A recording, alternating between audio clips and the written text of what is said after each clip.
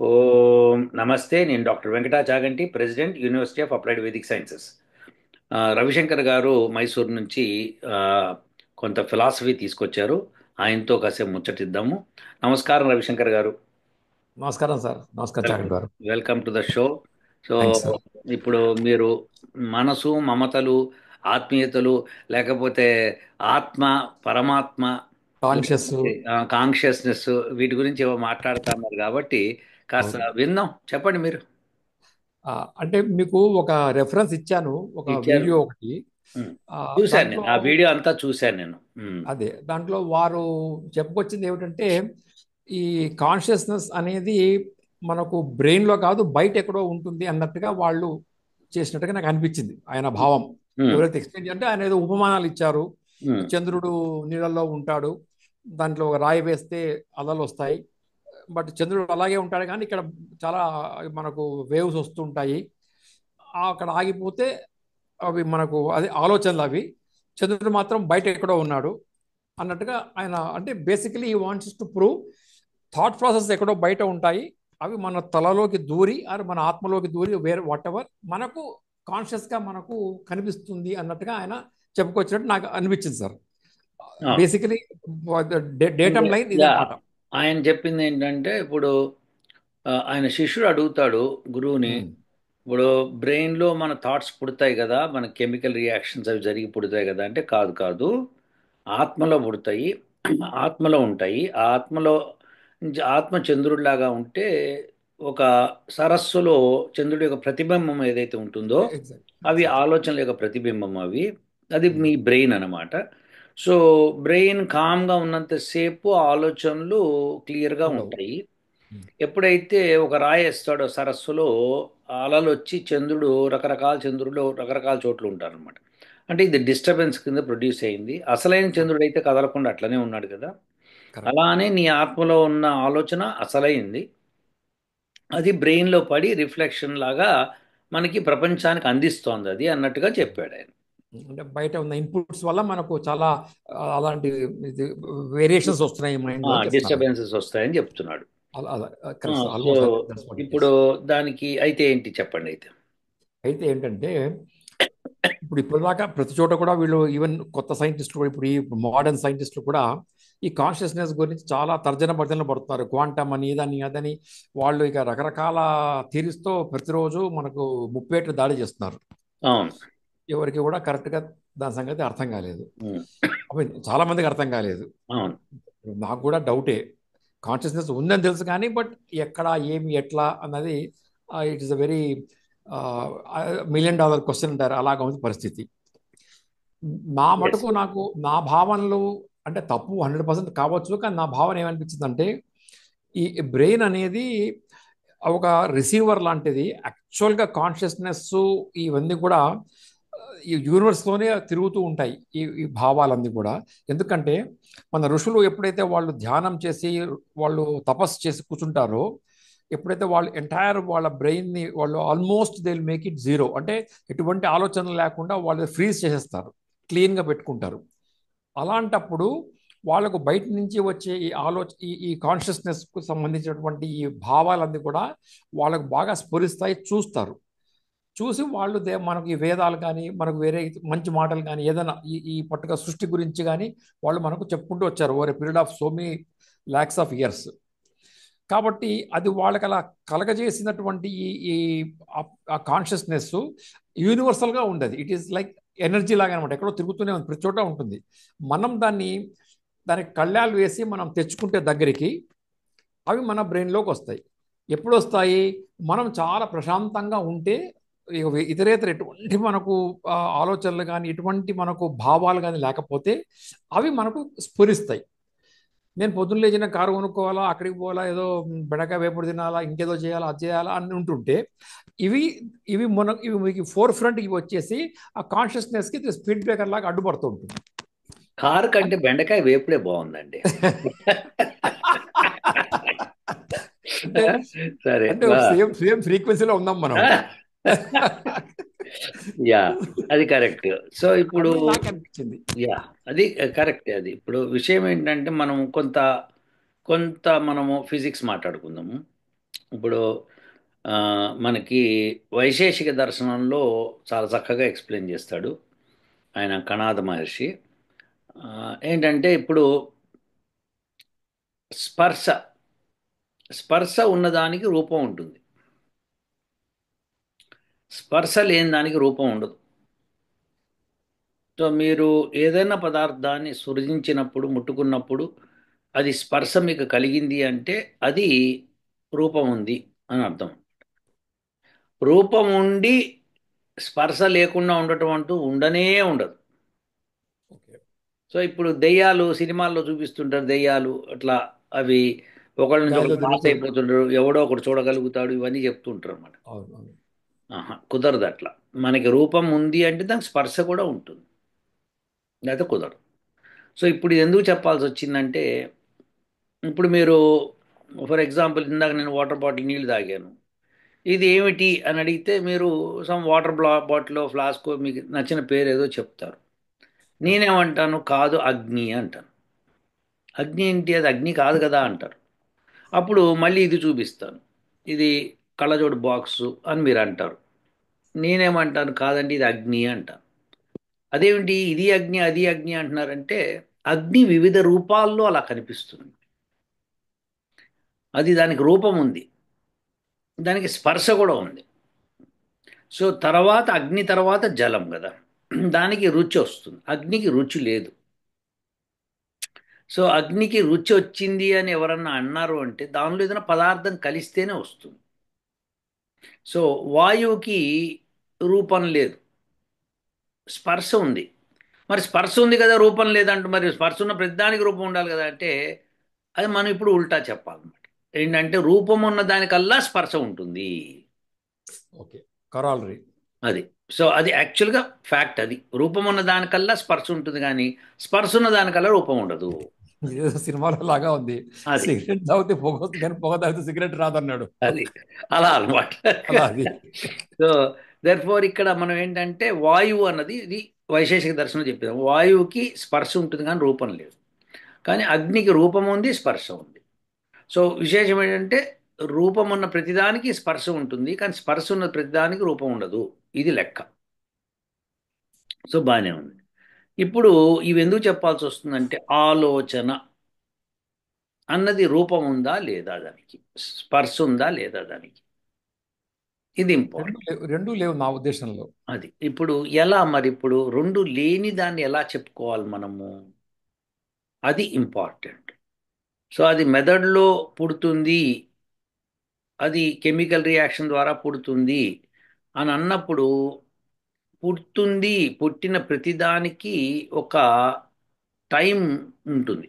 ఏంటంటే ఇంత టైం ఉంటుంది, తర్వాత డిసిపేట్ అయిపోతుంది. సో ఇప్పుడు మీ యొక్క ఆలోచనకి రూపము ఉందా అంటే రూపం లేదు, దానికి ఒక స్పర్శ లేదు, దానికి ఒక రంగు రుచి వాసనలు లేవు. మరి ఏమిటది, ఈ పంచభూతాలకు సంబంధించింది కాదది, అది మనసుకు సంబంధించింది అని అర్థం. అందుకే మనసును ఎవరూ కనిపెట్టలేరు, ఎందుకంటే ఈ యొక్క పంచభూతాల కలయిక కాదది. మనసు దానికంటే ప్రీవియస్, దానికంటే సూక్ష్మం. సూక్ష్మం. కాబట్టి దాన్ని మనము పట్టుకోలేము, ఛేదించలేము, ఏమీ చేయలేము. అది మనసు. సో ఆలోచనలు అన్నవి మనసులోనే కలుగుతాయి, మనసులోనే అవి చనిపోతాయి కూడా. సో ఆలోచన అనేది మనసుతో వస్తుంది. అయితే ఈ మనసుని, ఈ ఆలోచన చెయ్యి, ఇది ఆలోచన చెప్పడానికి ఏమైనా ఉందా బ్యాక్గ్రౌండ్ అన్నది ప్రశ్న. ఫస్ట్ మనసు మనకు కనిపించదండి, కరెక్ట్. దాని పని ఎంతసేపు ఆర్డర్లు తీసుకోవటం లేదా ఆర్డర్లు ఇవ్వటమో చేస్తుంది. నేను కళ్ళు మూసుకొని ఉన్నా, కళ్ళు తెరువు చూడు అని నా మా మనసు కళ్ళకు చెప్పినప్పుడు కళ్ళు రెప్పలు తెరుచుకుంటాయి, చూస్తాను నేను. సో ఇది ఈ మనసు చేసే కార్యక్రమం ఈ పంచజ్ఞానేంద్రియాలని కర్మేంద్రియాలని అది కంట్రోల్ చేస్తూ ఉంటుంది. సో దాని పని అది. సో కంట్రోల్ చేసిన తర్వాత ఏం చేస్తుంది, ఆలోచన అనాలిసిస్ చేస్తుంది. ఓకే నేను ఒక వస్తువుని చూసి అది కారా లేకపోతే జీపా అని అనుకున్నప్పుడు నేను అది కారో జీపో తేల్చుకోవాలంటే ఆ మనసు తేల్చుకోవాలి కదా. ఆ మనసు ఏం చేస్తుంది, చిత్తంలోంచి కారు యొక్క ఆకారాన్ని జీప్ యొక్క ఆకారాన్ని తీసుకొస్తుంది, కంపేర్ చేస్తుంది, చేసి ఇది కారే జీప్ కాదు అని నిర్ణయిస్తుంది. ఇవన్నీ కూడా మనసు చేస్తూ ఉంటుంది. ఈ నిర్ణయాలన్నీ జరగడానికి మనకి బ్రెయిన్లో కెమికల్ రియాక్షన్స్ జరుగుతుంటాయి. ఇక కెమికల్ రియాక్షన్ జరగని అనలైజ్ చేయలేదా అంటే చేయదు మనసు. మనసుకి బ్రెయిన్ కావాల్సిందే. బ్రెయిన్లో ఉన్న మెటీరియల్ సహాయంతో అది అనాలిసిస్ చేసుకుంటుంది. సో దేర్ ఫోర్ మన మనస్సుకి ఏమన్నా పైన ఇంకేమన్నా ఉందా అంటే ఉంది అని వేదమంత్రం చెప్తుంది. ఏమని చెప్తుంది?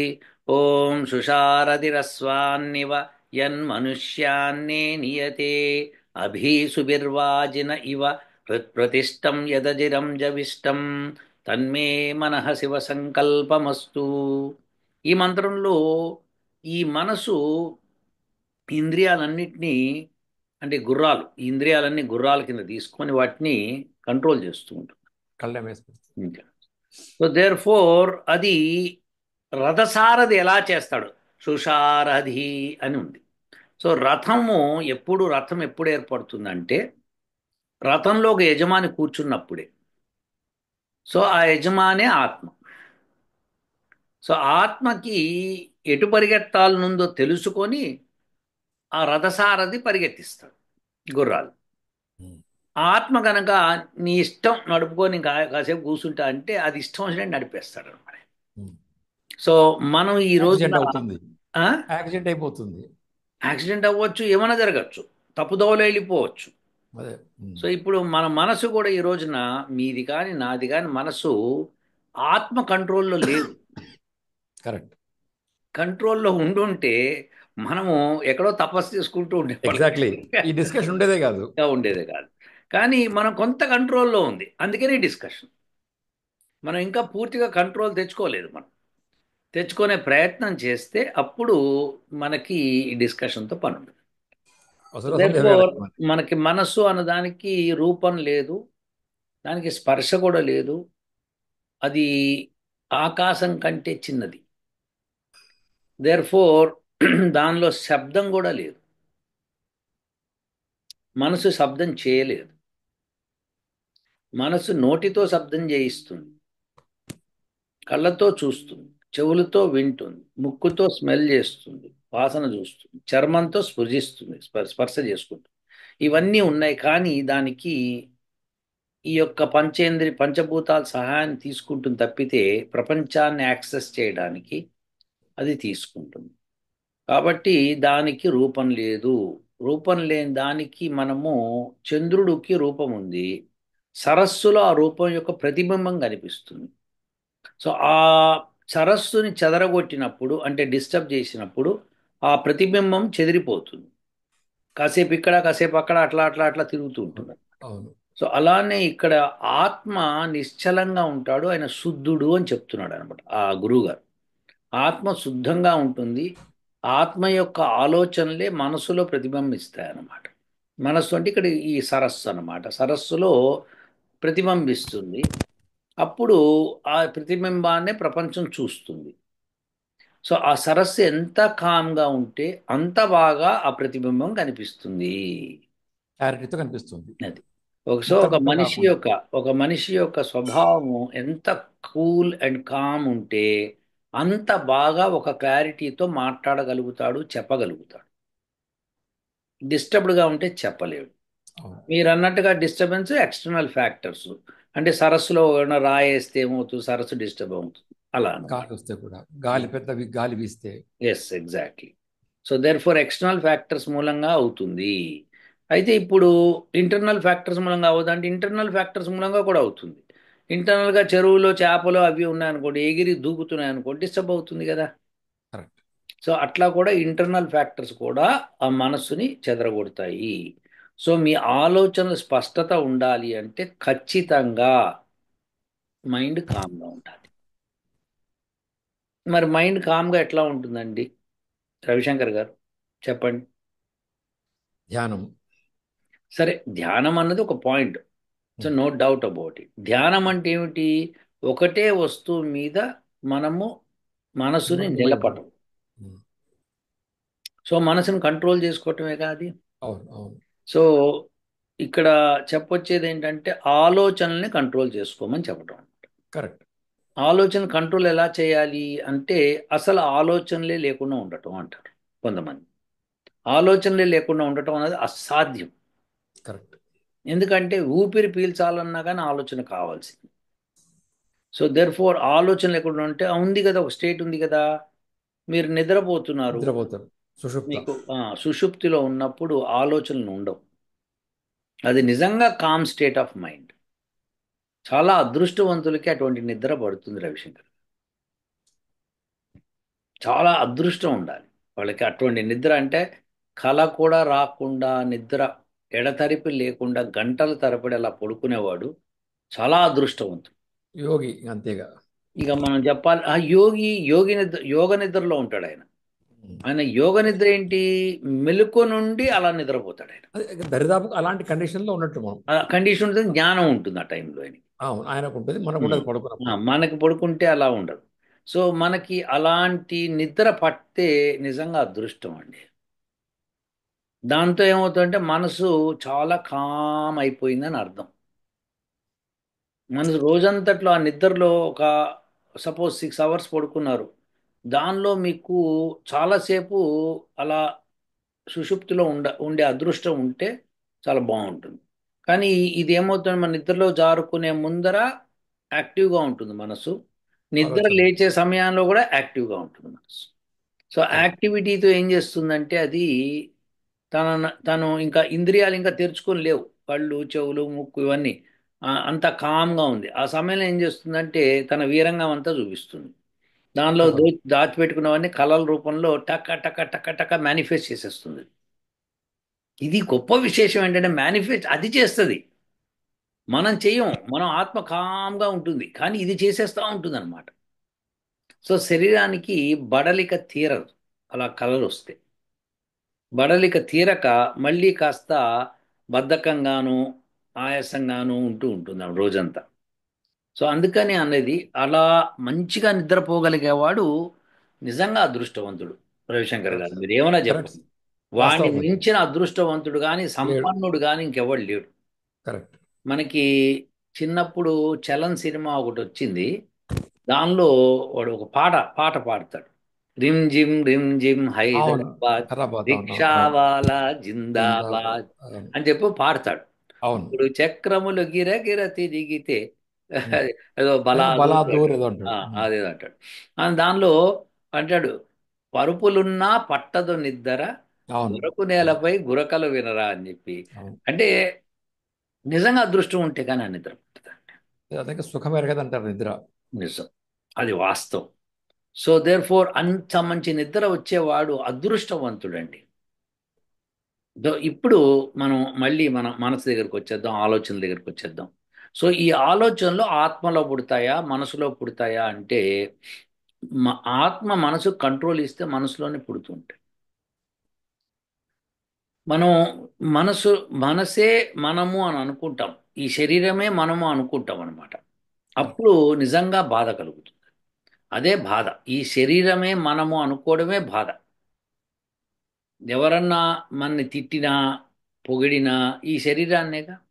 అంతే, అంతే, అంతే. వాళ్ళు నువ్వు నీకు బుద్ధి లేదా నీకు ఆలోచన లేవా అని తిట్టినప్పుడు కూడా ఈ శరీరాన్ని చూసే తిడతారు వాళ్ళు. So then correct. ఫోర్ మనం ఈ శరీరం మనం కాదు అని అనుకుంటే కనుక అది మనకి తగలదండి, అంటుకోదు. అంటుకోదు. సో అది థిక్ స్కిన్ అంటారు అది వేరు.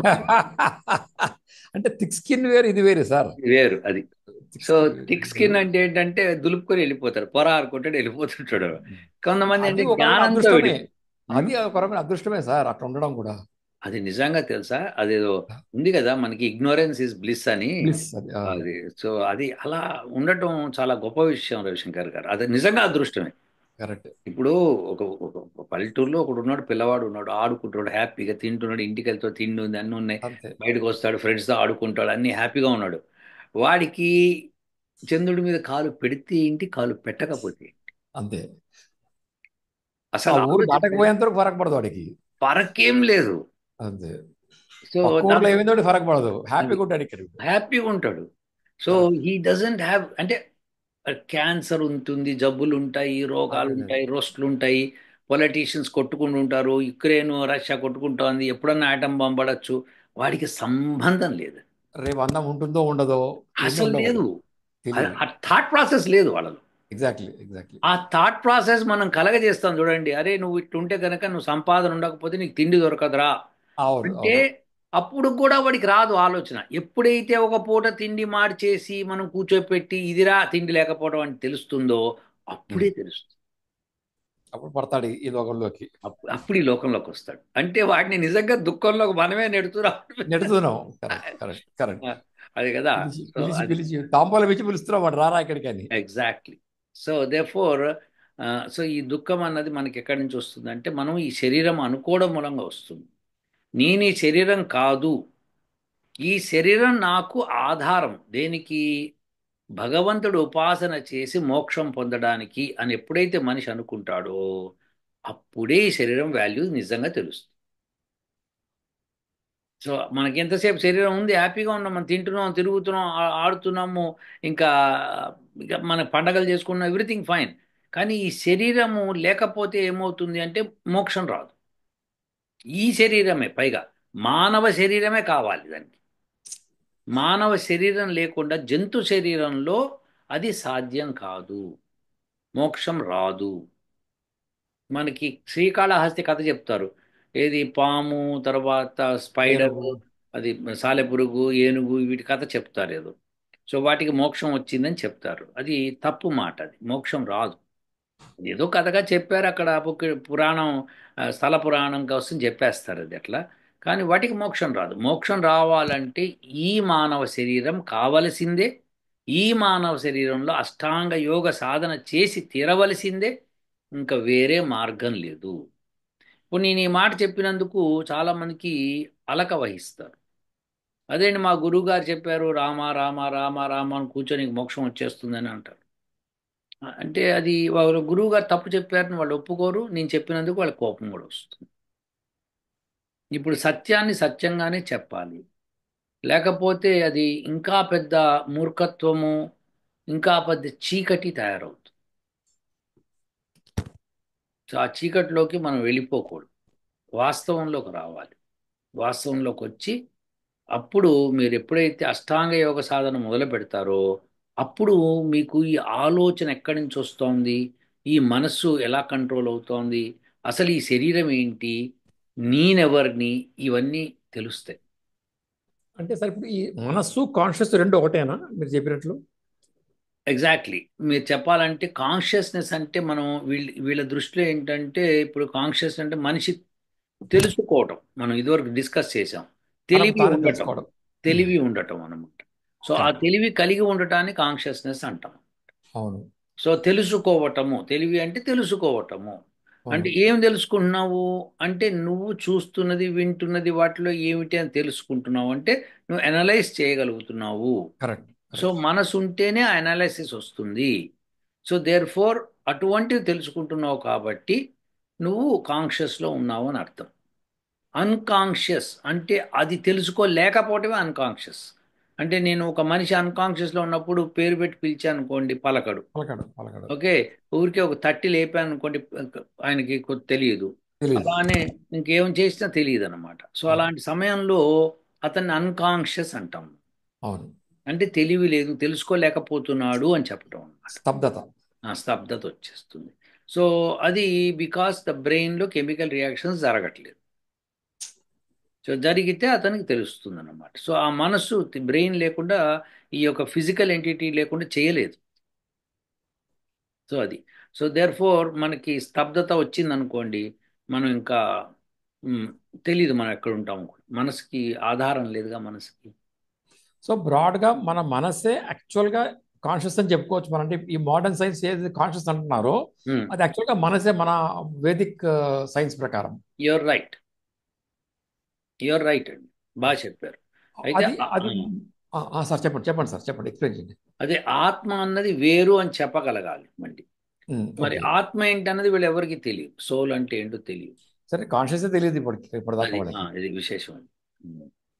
అంటే ఇప్పుడు మనకు ఈ కాన్ష ఈ ఈ మనస్సు అనేది ఉమ్. అది ఈ శరీరం ఉన్నంత వరకే ఉంటుందా, లేకపోతే ఆత్మతో పాటు అతుక్కొనే ఉంటుందా అది? శరీరం కాదు, ఆత్మతో పాటే మనసు ఉంటుంది. రెండు జోడి. ఎస్. ఎప్పుడు కూడా ఉమ్, ఆత్మ, మనస్సు, చిత్తము, బుద్ధి వీటితో కలిసి ఉంటుంది. సూక్ష్మ శరీరంతో కలిసి ఉంటుంది అన్నమాట. సో ఎప్పుడు దాంతో ఉంటుంది. ఎప్పుడైతే మోక్షానికి అర్హత వస్తుందో అప్పుడు ఈ మనసు నుంచి విడిపోతుంది. ఓకే. విడిపోయి ఈ మనసు ఉండదు ఇంకా. ఉమ్. ఆత్మనే ఉంటుంది ప్యూర్. మనసు అప్పుడు మరి ఉన్నంతసేపు శరీరం చిత్తం తీసుకు. ఉంటుందా? అప్పుడు చిత్తం దాంతో పాటే ఉంటుందా? ఆ చిత్తము, బుద్ధి, ఈ బుద్ధి చిత్తం అనేవి సూక్ష్మ శరీరాలు. సో ఉమ్, దానిలో అవి అవి ఉండనే ఉంటాయి, లేకపోతే మళ్ళీ జన్మ రాదుగా. అదే. అయితే చాలా మందికి మోక్షం తర్వాత జన్మ ఉండదు అనుకుంటారు, కానీ తప్పది. మోక్షము అంటే పరాంత కాలం వరకు ఉంటుంది మోక్షం. అది ఎంతకాలం అంటే అది లెక్క వేస్తే చాలా గొప్ప లెక్క అది. అదే. ఇప్పుడు ఈ చతుర్యుగం అయితే ఏదైతే ఉందో అది 43,20,000 సంవత్సరాలు. అటువంటి చతుర్యుగాలు 71 కలిపితే ఒక మన్వంతరం. అలాంటి మన్వంతరాలు 14 ఉంటే ఒక బ్రహ్మ దినం. అలాంటిదే బ్రహ్మరాత్రి. ఒక బ్రహ్మదినము ఒక బ్రహ్మరాత్రి కలిపితే ఒక రోజు బ్రహ్మకి. అలాంటి రోజులు 360 చేస్తే బ్రహ్మ సంవత్సరం. అలాంటి సంవత్సరాలు 100 చేస్తే ఒక పరాంతకాలం. అంతకాలము ఆనందంగా ఉంటాడు మనిషి. సో అది ఆత్మ. మోక్షం. దేర్ఫోర్ అతను సూక్ష్మ శరీరంతో ఉంటాడు, మనసు అక్కర్లేదు అతనికి. మనసు ఈ శరీరం ఉంటేనే కావాలి. అయితే సార్, ఇప్పుడు అలాంటి కండిషన్ మోక్షానికి వెళ్ళి మళ్ళా ఎప్పుడైతే మళ్ళా ఉమ్, జన్మ ప్రాప్తి వస్తుందో, ఉమ్. అప్పుడు ఫ్రెష్గా ఆత్మ, బుద్ధి, ఆ, చిత్తం ఈ మూడే కలిసే ఉంటాయి. అప్పుడు మ- అప్పుడు మనసు కూడా జోడించబడుతుంది. అప్పుడు వస్తుంది బయటికి, మనసు వచ్చేస్తుంది కొత్తగా. ఏ అంటే మనసు ఎక్కడి నుంచి అయితే వస్తుంది అప్పుడు? ఈ ఎక్కడి నుంచి వస్తుంది? పరమాత్మ సృష్టిస్తాడు. ఓకే, ఇస్తాడు. అది తీసుకున్న తర్వాత అప్పుడు మనం we get in to new body. Exact. ఎందుకంటే అంటే అప్పుడు ఇప్పుడు చిత్తం లేదనుకోండి, చిత్తంలో ఉన్న సమాచారం లేకపోతే ఏ జన్మ తీసుకోవాలో తెలియదుగా. అవును. సో చిత్తము. Brought forward. ఆ? Brought forward. అది. సో ఆ చిత్తంలో ఉన్నది తీసుకుంది. తర్వాత ఏ శరీరం ఏర్పడినా మనసు అంటూ ఉండాల్సిందే దానికి. అది అవును. జంతు జలం అయినా సరే మనసు ఉంటుంది, కానీ అది బాగా తామసికంగా ఉంటుంది. డల్గా ఉంటుంది. తామసికం అనమాట. అంటే దానికి ఆ, మానవులకు ఉండే విచక్షణ ఉండదు. విచక్షణ ఉండదు. సో అంటే అదనమాట. సార్, ఇప్పుడు మోక్షం తర్వాత మళ్ళా వెనక్కి వచ్చేటప్పుడు ఈ శరీరం ఏదో ఒక శరీరం తీసుకుంటే మానవ శరీరమే వస్తుందని గ్యారంటీ లేదు. అంటే అదే అందుకనే మన పాపపుణ్యాలు ఏం చేసామన్న దాన్ని బట్టి ఉంటాయి మరి. అంటే మనం చాలా పుణ్యం చేసినప్పుడే కదా మనకు మోక్షం వచ్చేది. కాదు, పుణ్యం చేస్తే మోక్షం వస్తుందని అనుకోవడం పొరపాటు. ఓకే. మోక్ష సాధన చేస్తే మోక్షం వస్తుంది. ఓకే. పుణ్యం చేస్తే దానికి వచ్చే జన్మలో కావలసిన ఫెసిలిటీస్ సమృద్ధి. ఏర్పడతాయి. సమృద్ధిగా ఉంటుందండి. పుణ్యము ఈ సబ్జెక్ట్ పాపము. మళ్ళీ ఇంకోసారి మీరు డిస్కస్ చేయాలి సార్. అయితే ఇది ఇది కరెక్ట్. ఈ కరెక్ట్. పాయింట్, ఈ ఒక్క పాయింట్ ఎస్. ఇది ఇప్పుడు అయ్యే పని కాదు అది. అదేలేండి. మళ్ళీ మీరు ఎప్పుడు ఫ్రీగా ఉంటే అప్పుడు మళ్ళీ మేము నేను ఒక ప్రశ్నలు పట్టుకొచ్చి ఇలా మీకు చూపించి యా, షూర్ షూర్, తప్పకుండా చేద్దాం. తప్పక సార్, తప్పక. ఈనాటి ఈరోజు ఈ యొక్క ఈ సదస్సు ముగిసినట్టేనా?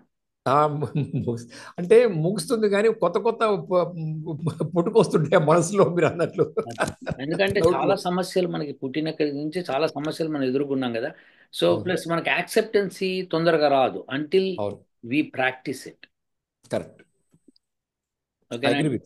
అంతే ఉంటాను. సార్, అంతే సార్. ఓకే. థ్యాంక్స్ అండి. నమస్కారం. ఓ